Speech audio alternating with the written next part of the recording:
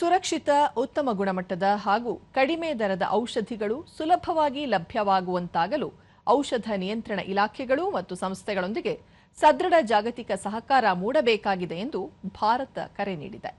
ದೆಹಲಿಯಲ್ಲಿ ನಿನ್ನೆಯಿಂದ ಆರಂಭಗೊಂಡ 2 ದಿನಗಳ ಜಾಗತಿಕ ಔಷಧ ನಿಯಂತ್ರಣ ಸಮಾವೇಶ 2026 ಜಾಗತಿಕ ಔಷಧ ಆವಿಷ್ಕಾರ ತಾಣವಾಗಿ ಭಾರತದ ಸ್ಥಾನವನ್ನು ಮತ್ತಷ್ಟು ಬಲಪಡಿಸಲಿದೆ ಎಂದು ವಾಣಿಜ್ಯ ಮತ್ತು ಕೈಗಾರಿಕಾ ಸಚಿವ ಪಿಯೂಷ್ ಗೋಯಲ್ ಹೇಳಿದ್ದಾರೆ.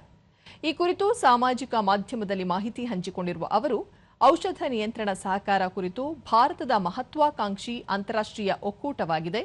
ವಾಣಿಜ್ಯ ಒಪ್ಪಂದಗಳ ಜಾಲ ವಿಸ್ತರಣೆಯೊಂದಿಗೆ ವಿಶ್ವದ ಔಷಧ ನಿಯಂತ್ರಣ ಸಂಸ್ಥೆಗಳ ನಡುವೆ ನಿಕಟ ಸಹಭಾಗಿತ್ವವನ್ನು ಭಾರತ ಬಯಸುತ್ತದೆ. ಔಷಧ ಕ್ಷೇತ್ರದಲ್ಲಿ ಆವಿಷ್ಕಾರ ಉತ್ತೇಜಿಸುವ ಮೂಲಕ ವಿಶ್ವದಲ್ಲಿ ರೋಗಿಗಳಿಗೆ ಗುಣಮಟ್ಟದ ಮತ್ತು ಕಡಿಮೆ ದರದ ಔಷಧಗಳು ತ್ವರಿತವಾಗಿ ಲಭ್ಯವಾಗಲು ಇದು ಸಹಕಾರಿಯಾಗಲಿದೆ ಎಂದು ತಿಳಿಸಿದ್ದಾರೆ.